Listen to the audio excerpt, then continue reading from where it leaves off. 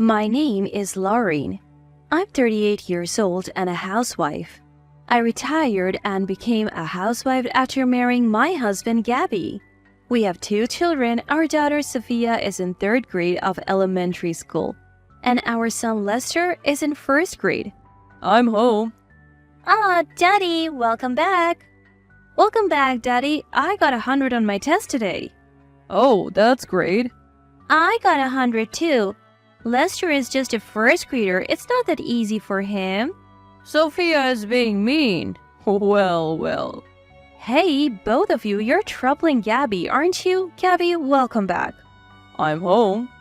Gabby works at the city hall, and he says his current department generally allows him to come home on time. Therefore, even though he's busy with work, he manages to get home in time for the kids' dinner and helps out with household chores. He's a husband whom everyone in the neighborhood is envious of. Go take a shower with the kids first. I've already filled the tub with hot water. Oh, thank you. During the usual conversation, Gabby's mobile phone suddenly rings.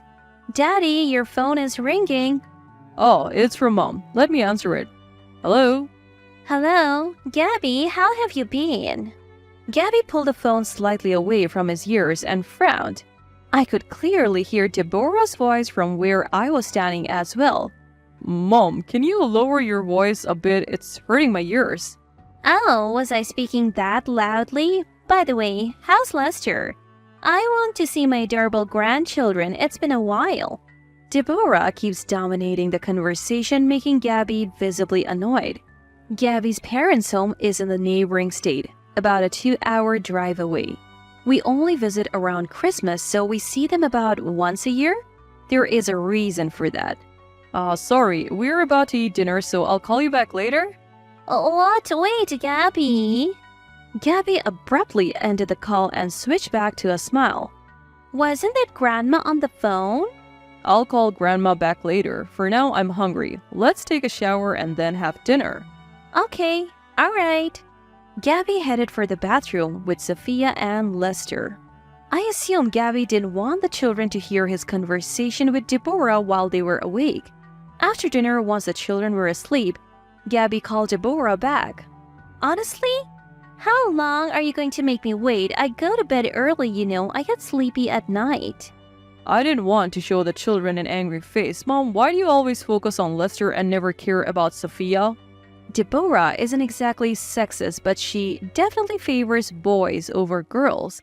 That's why she always prioritized Lester over Sophia, putting Sophia on the back burner.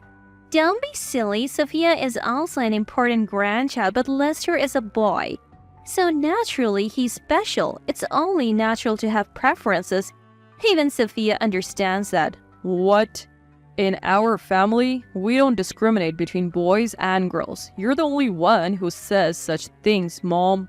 These discriminatory tendencies are the reason we're reluctant to visit my parents-in-law's home. That's why I always hated the idea of you living separately. I bet Lauren spoils them and doesn't properly educate them. Even Gabby has changed because of Lauren. I couldn't help but smirk at these words. Little did Deborah know, not being tech-savvy and all, that her call was on speakerphone and I could hear every word. And yet she had no clue I was hearing all her snide comments loud and clear. Lauren heard everything you just said. You're ridiculous. The call is coming from you, so there is no way she can hear me. Actually, your voice is so loud that it's leaking through, even though I'm holding the phone to my ear. Never mind. What are you doing for Thanksgiving? Why do you ask? If you manage your leave well, you could have a 10-day break, right? You should be able to visit then. Let me guess. You saw that on some daytime tabloid TV show? Just because it's possible doesn't mean it's happening. I have work on weekdays and I can't take a 10-day break. The shrill voice of Deborah echoed from the mobile phone set to hands-free. Both Gabby and I made sour faces. Gabby looked at me, his eyes asking, what should we do?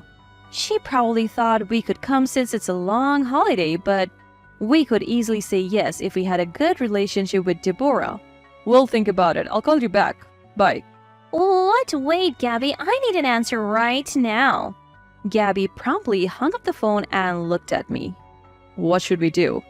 To be honest, if it were only Deborah, we could easily say no, but we have Clive, who's always been considerate to us, and we would like the kids to see him. That's why we find it hard to immediately turn down Deborah's selfish requests. It's sad for Clive, isn't it? True, Lester and Sophia keep saying they don't want to see Mom, but they do want to see Dad. If we just go to see Clive, we'll probably hear something about it. Exactly. Besides, I'm worried about Sophia. I'm afraid what Mom might do to her. In the past, when we have gone home for Christmas, we have always made day trips, citing reasons like the kids being small or having plans the next day. But even in that short time, Deborah makes discriminatory comments like, "Lorraine, why is Lester so skinny? He's a boy. Fatten him up a bit." "Sophia, forget her. Give snacks to Lester." That is why I was against you living separately. Though Gabby always tries to keep her in check, it's as if it has no effect. We have put up with it once a year so far. If we give in now, she'll get carried away and make more demands later. Well, if it's a day trip, I guess it's fine. Besides, Clive has always been good to us. I don't mind doing a little favor for him. Alright, but if anything happens, you have to tell me immediately, okay? We finished our conversation past 10 p.m., so we decided to give our reply the next day when Gabby returned home. However, when Gabby came home around 7 p.m. the next day, he said, got a call from Mom. As if she had specifically waited for a time when the kids would be awake. Have you given your answer yet? We were planning to call you back tonight. Do it sooner, so when are you coming? We can make it on Saturday the 18th. The kids have plans on Thanksgiving Day. Alright then, so it's the 18th and 19th. What? No. It's just the 18th. What? Only Saturday? Aren't you staying overnight? Overnight? Thanksgiving is just around the corner. Stay overnight. No, that's not possible. Upon hearing the word overnight, I felt a chill run down my spine. You've got to be kidding. She didn't just suggest staying overnight, did she? I shook my head, wanting to avoid that at all costs, but then, are we having a sleepover? I want to. I want to as well, right, Dad? Can we? Sophia and Lester overheard and started begging Gabby. Hearing the kids' voices over the phone, Deborah triumphantly said, "Well, then it's settled. You'll be coming over for an overnight stay on Saturday." Seeing the children so excited, I felt a sense of regret, but also felt it would be impossible to say no at this point, so reluctantly, we decided to go home for Thanksgiving as Deborah suggested. 2 weeks later, while I was cleaning, my mobile phone, which was in my pocket, rang. I checked the screen and it was a call from Deborah. Wondering what she could possibly want, I nervously answered the phone. "Hello?" Lorraine? Long time no see." A long time no see. May I ask what this is about?" "You've heard about Thanksgiving from Gabby, right?" Yes, I have." How interesting. I was surprised to hear you'll be joining us." "Huh?" Yes, I suppose so. I was under the impression that I had only invited Gabby and the Grants, so you can imagine my surprise. Just when I thought this was another one of her expected annoyances, I heard a loud voice in the background. It was Clive's voice. "Hold on, Clive, I'm on the phone right now." Enough of this nonsense. Hand over the phone. After some rustling sounds, the phone was switched from Deborah to Clive. I'm sorry, Lori. Deborah has been nothing but trouble as always. Clive, long time no see. Please, there is no need to worry. No, it's alright. I'm truly sorry. I wish Deborah wouldn't do things like this. My apologies. I always think this whenever I visit my parents-in-law's home. Why is everyone else so reasonable except for Deborah? Oh, that's right. When you come over, I was thinking of buying some toys for Sophia and Lester. Sorry to confirm this over the phone, but would it be okay to take them shopping? What? Of course. Are you sure? Well, you're taking the trouble to come all this way. If it's me, I thought I would let you indulge a bit. Thank you so much. Clive's pleasure came through clearly over the phone. I thought it was good that I didn't refuse, but this trip home would result in Deborah causing an unthinkable incident. On the first day back, as I opened the front door to my parents-in-law's home, Deborah hurriedly rushed over. Lester, let's play a lot with Grandma. Wait, hold on. As usual, Deborah only seemed interested in Lester, but it's exactly this attitude that makes her so disliked by the Grants. I wonder when she will finally realize this. Stop it. You're embarrassing. From behind, Clive scolded her and Deborah reluctantly backed away from Lester. Clive gently patted Sophia and Lester's heads, saying, I'm glad you came, and greeted them with a smile. Needless to say, Lester and Sophia also smiled in response. Deborah glares at the scene. We then set down our bags and decided to head to the toy department in a nearby large shopping mall. I don't know what's popular these days. Can you tell me what Sophia and Lester like? What? You're buying us toys? Of course, ask Mommy.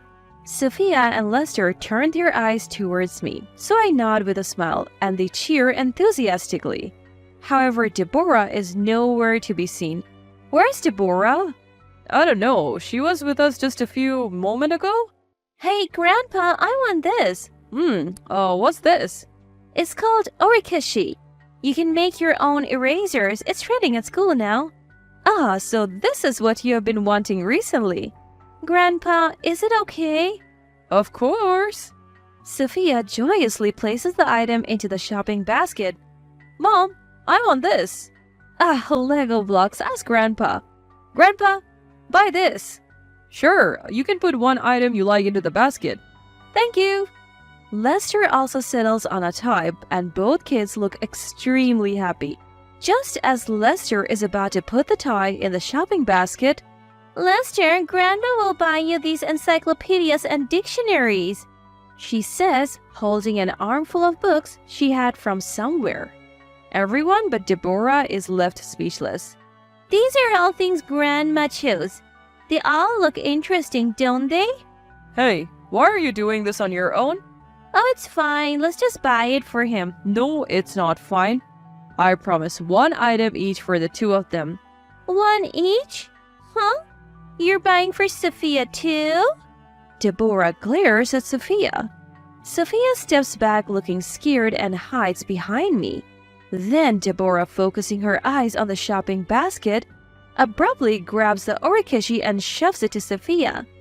Then, let's give Sophia's and buy more for Lester. Give this back. You're older. You can do that, can't you?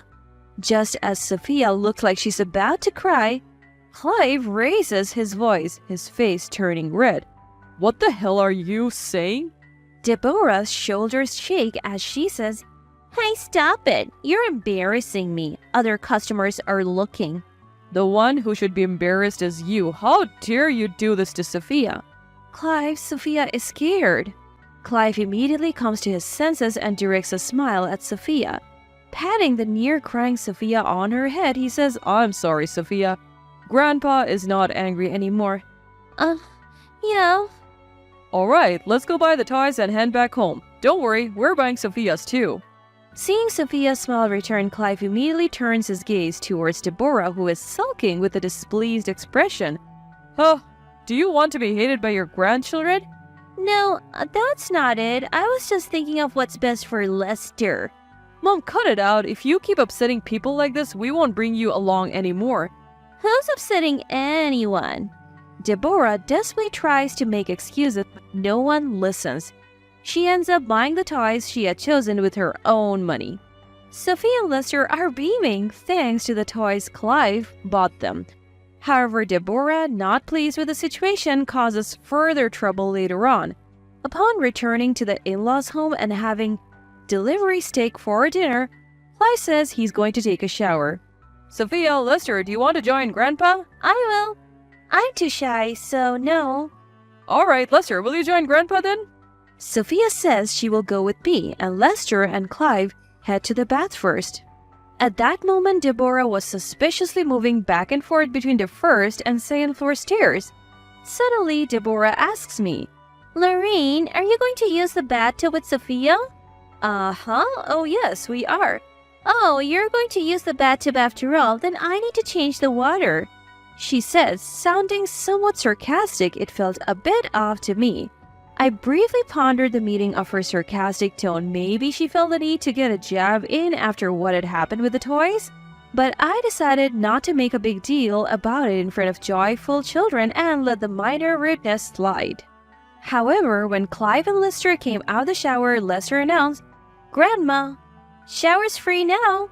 "Oh, thank you. Good for you. Speaking properly," she replied. After that exchange, Deborah actually went to change the bath water.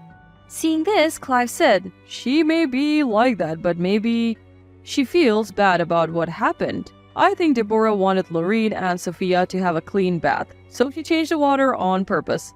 Can't we forgive her? He asked, sounding somewhat apologetic. I thought that even if she's always sarcastic, she is still Gabby's mother. As Gabby's wife, there are probably things I should be more accepting of. About 20 minutes later, Deborah announced, "The bathtub is ready." Sophia and I stood up and went to the bathroom. Deborah was smiling throughout, but as soon as we closed the bathroom door, we heard a commotion from Deborah on the other side. "What? Wait, Lester! Huh? I want to go in too." Lester heard her and immediately burst into the bathroom. "Lester, why are you trying to get into the bath?" "Hold on, Lester. If you go in now, there won't be room for Laureen and Sophia. You just had a shower." Feeling that something was off from Deborah's anxious behavior, I listened to what Lester had to say and was shocked. "But Grandma, you put Sophia's toys in the bathtub earlier. You even put a lot of the colored paint that you gave me as a reward. Mom and Sophia are going to play with it now, right? That's not fair. I want to play too." Upon hearing Lester's words, Sophia and I were stunned, as were Clive and Gabby, who heard it from behind. Deborah's face turned pale. "Sophia, go to the living room for a bit." Okay." No, wait a minute." Deborah stands in front of the bathtub, trying desperately to conceal something. But I brushed past her to take a look. To my surprise, it's filled with the Orikishi toys Sophia had just bought. Furthermore, the water smelled not of bath salts but of paint, and it seemed to have a faint yellow tint. What is the meaning of this? Are these not toys meant for the bath?" Deborah is scrambling to come up with an excuse in front of Clive, but Lester once again throws a wrench into things. "That's not right. I told Grandma that Orikashi is for making erasers, so it's not a bath toy." "Lester, wait." And she was acting all sneaky, saying shh. So I thought she was going to surprise Mommy and Sophia. "Well, it's just what a child said, right?" Don't worry. This is a bath bomb." "No, it's not. This is the paint from the toys Grandma bought today. I saw her put it in." At this point, Deborah is at a complete loss for words. Lester goes straight to Sophia. "Clive, there's a swimming pool nearby, isn't there? I'm taking Sophia there." "Yeah, that's probably best." "Can I leave the rest to you? I want to keep someone who would do this sort of thing as far away from the children as possible." "Leave the rest to me. I'll cover the swimming pool fees." Why would we have to?" At that moment, when Deborah tried to resist, Clive glared at her with an intense expression. Deborah stood there silent and wide-eyed. Clive then raised his voice towards the living room and said, "Lester, Sophia, there's a swimming pool near our house. Go there with Daddy and Mommy. It seems the bathtub and shower are a bit broken." As Clive called out to Sophia and Lester in the living room, voices replied, "Swimming pool? You say." "Can I go too? I'm looking forward to the swimming pool," came the excited response. "Laureen, I am truly sorry. Let's go buy Sophia's toys again tomorrow. Take care on your way." Clive said this with a smile. Since Deborah was still trying to say something, I changed my tone and asked, "Is there anything else?" Deborah stiffened and said, No, nothing. "I will never forgive what happened today. Don't ever expect to see either of them again. It was already unacceptable how harshly you treated Sophia. But to harass her like this? But everyone will listen to me. So you think it's okay to harass a little girl because of that? Deborah was at a loss for words. Gabby also struggled to contain his anger and spoke trembling. I've understood how Mom feels. Dad, I'll leave the rest to you. I'm going to the swimming pool with the four of us. Alright, go ahead. Wait, Gabby, you're my son. Defend me. I won't call you Mom anymore. To me, you're just an unpleasant stranger now. I can't consider someone who hurts my important family as my mother. Gabby! I took Gabby, Sophia, and Lester along with our swimsuits and headed to the swimming pool. Both kids were extremely excited at the swimming pool, which they hadn't visited since the summer. It was good to see the children's smiling faces looking so happy. And when we got home, Deborah was nowhere to be found. Did you enjoy the swimming pool? Yes, it was so much fun. The pool was big.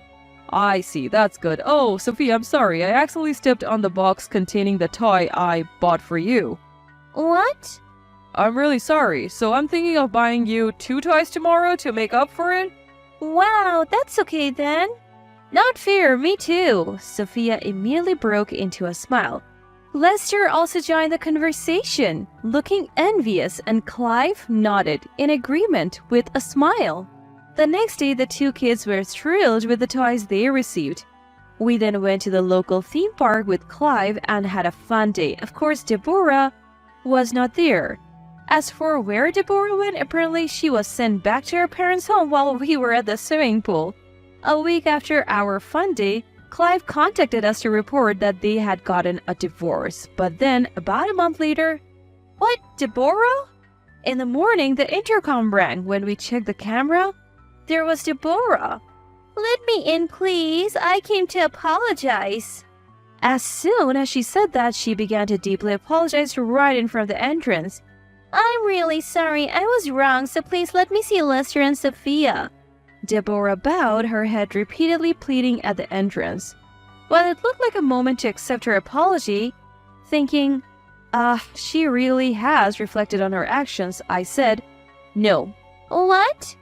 While it's natural to prioritize the children, it seems you have no intention of apologizing to me. Well, even if you said you would apologize to me, I won't open the door. I told you I would never forgive you, right? Goodbye. Wait, Lauren, please. I'll apologize to you too. I then hung up the intercom. It seemed like she was shouting something, but I ignored it. Immediately after, only Gabby went outside to send Deborah away. It seems she went back to her parents' home as soon as he mentioned calling the police. By the way, the 2 children don't seem to be concerned about Deborah's absence at all, saying, "We want to play with Grandpa again," and only mentioning Clive. Neither Gabby nor I have anything more to say about Deborah, and it looks like we'll be visiting my parents-in-law's home more frequently from now on.